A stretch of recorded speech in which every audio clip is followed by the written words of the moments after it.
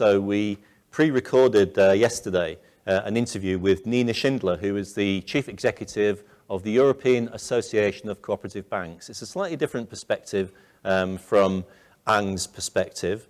But again, we are starting to look at this in terms of, what exists in other parts of the world, what can we learn from it, what can we get inspired by.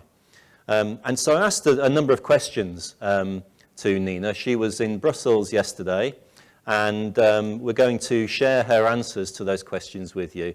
And then if we have time at the end, we'll take some questions from the audience as well. So I started by asking Nina to introduce herself and to explain to us what the European Association of Cooperative Banks is. First of all, greetings to the cooperatives down under. Hello, everybody. It's a great pleasure for me that I have been invited to address you all from the heart of Europe at this occasion. Yeah, Peter, you introduced already. My name is Nina, and I'm the Managing Director of the European Association of Cooperative Banks. And I have to say, I have a long track record in regulatory affairs in the European frame. I worked for different kind of private banks before I finally came back, and my career started here at the ECB more than 15 years ago, back to the ECB, getting involved in cooperative banking, which is a really special form of banking, but we come to it later. And I'm looking forward to dive into this exchange and to share the perspective I have gained in my engagement for the cooperative banks in Europe towards regulators, legislators, and standard setter. Certainly our mission as an association now is to be the voice of the cooperative banks in Europe in the regulatory debate and to act as thought leaders in this, of the sector's concerns. And we do content-driven targeted advocacy now with my colleagues here in the ECB team with regard to EU, but as well to global financial services agenda. And on a holistic level, of course, we do campaigning as well for the recognition of the cooperative banking business model, of course, in particular in regulation and standard setting. And our aim is to make our core stakeholders understand the impact value that cooperative banks can provide to financial stability, the economic as a whole, society at large, and of course for our members. And let me say last but not least, our association also provides a common platform for our members to exchange on good banking practices and on market developments. So very quickly, that's Nina, that's the EACB. But what I wanted to know first was, what's the size and the scope of cooperative banking in Europe? Of course, Peter, thanks for the question. Cooperative banks, of course, are a major player in the EU banking market. Almost all of them are represented by us, the ECB. This gives us as ECB an established provision which cannot be neglected in the regulatory debate. Illustrating scale and presence, European Cooperative Bank capture a substantial average market share of about 20% of deposits, loans and mortgages, with an even higher share in SME financing, with total assets valued approximately 9.5 trillion euros. In some European countries, the impact is particularly notable. For instance, in France, with Crédit Agricole, BPCE, and Crédit Mutuel, collectively amass a staggering percentage of 63% of domestic market shares in deposit and loans and 80% in mortgages. And in a similar way, the decentralized cooperative networks such as Raiffeisen in Austria or Volks- und Raiffeisenbanken in Germany, or consolidated groups as you can find them in the Netherlands with Rabobank or OP in Finland, Switzerland or Luxembourg, have become household names playing a crucial role in their respective countries. As of December 22, and we have the statistics every year, there were 2,531 cooperative banks across Europe, employing 712,000 individuals. So, I mean, these are really seriously impressive numbers. Almost a quarter of retail banking in Europe is provided by cooperative banks. France is the standout example of very large market share with more than 60% provided by co-op banks. It varies in different countries across the EU, but you can see that this is a very substantial player. And you'll recognize a number of the brands. You'll know Crédit Agricole, you'll know Crédit Mutuel, Rabobank, the Raiffeisen in Austria and Germany as well.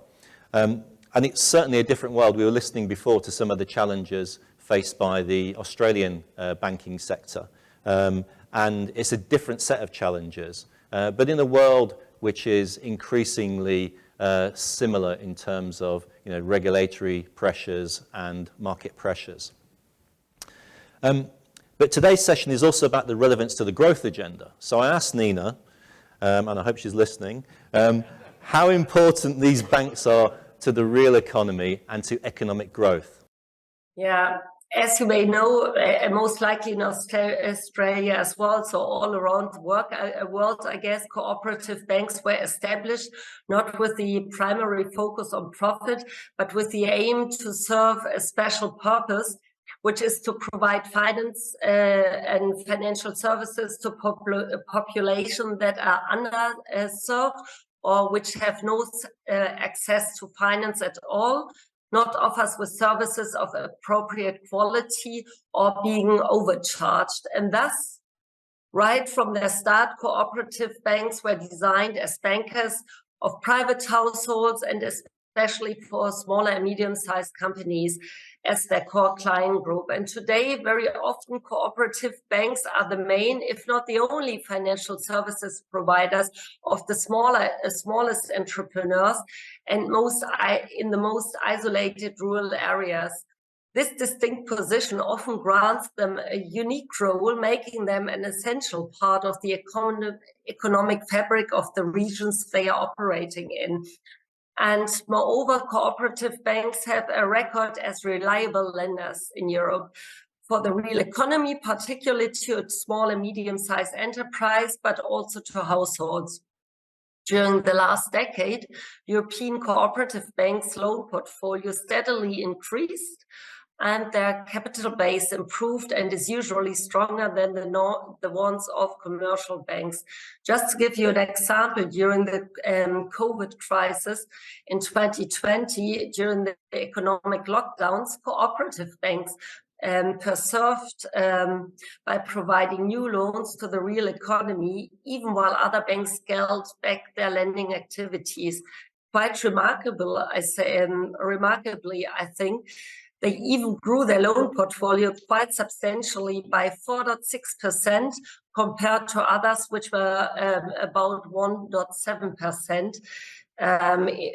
So the overall banking market didn't react in the same way as cooperative in times of crisis. And by collecting deposit and keeping the funds in the form of loans in the real economy and not challenging them away to big cities, they certainly deliver an important impulse to the development of the regions. So, I mean, that's a really interesting feature of the European cooperative banks. They're significant funders of regional economies. They're particularly strong in the funding of SMEs. And it was interesting actually listening to Paul this morning talking about the plans of GSB for SME funding as well. But generally speaking, this is very different from the Australian experience. So we're trying to learn some things from all of this. So I asked Nina what she thought was the secret to the success of European cooperative banks. I think that there is not the one secret of the success of cooperative bank. I think it's more like a sum of well-known factors coming all together. So first, maybe it is certainly a strong asset that cooperative bank, also in times of digital transition, are generally closer to their members and customers.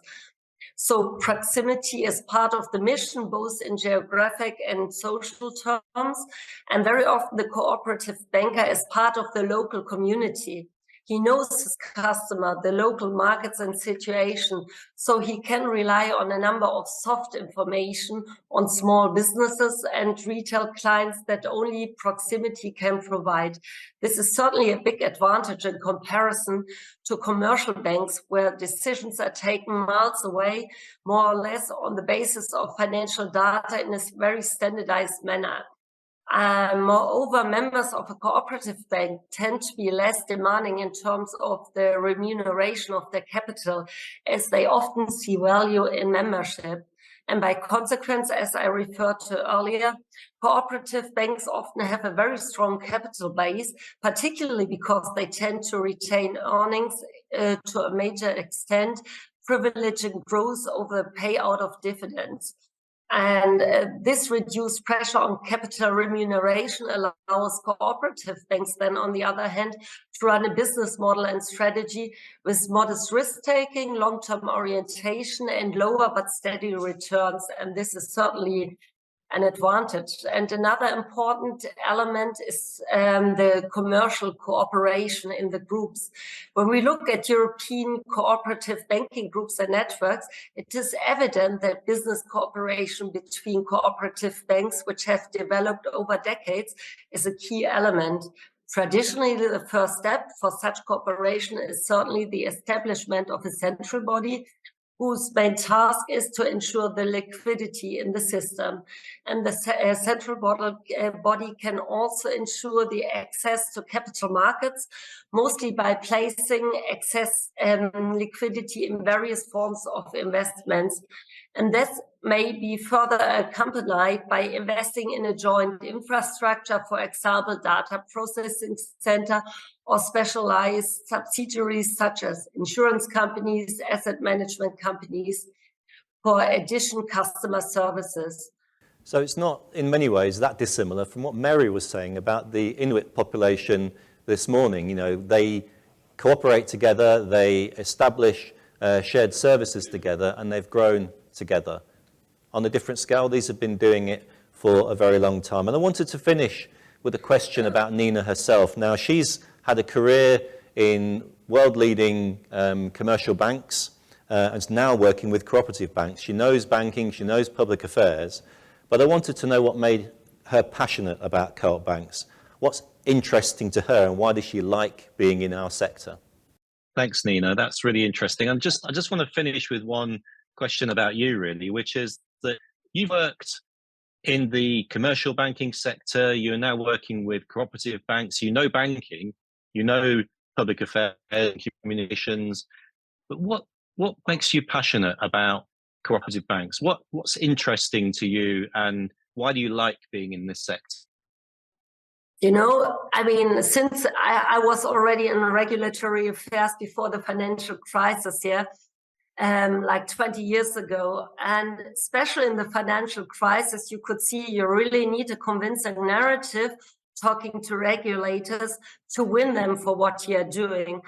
And working now for the cooperative banking sectors really gives you so much more good arguments to get in dialogue with the politicians. Just to give you one example, the day it got public, I'm coming from a big German corporate to the cooperative banking sector. One of the MEPs sent me a text message late in the night and said, finally, you ended up on the good side, yeah? And that, of course, gives me a lot of positive energy. And of course, I'm here with a great team, with great members.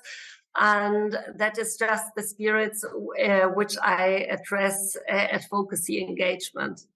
So, Nina, thank you so much for taking part in this debate today, hearing about the fantastic story of the European cooperative banks, how important they are to the real economy, how important they are to customer market share, and how important they are to the growth agenda of many businesses and individuals around Europe. So thank you very much for your time, and look forward to seeing you again very soon in Australia. Thanks a lot, Peter. The pleasure was all mine. I were honored to having the opportunity to speak today to all of you. And certainly I'm very, very much looking forward to come to Down Under and see at least a couple of you in person and continue this exchange with all of you in the meeting.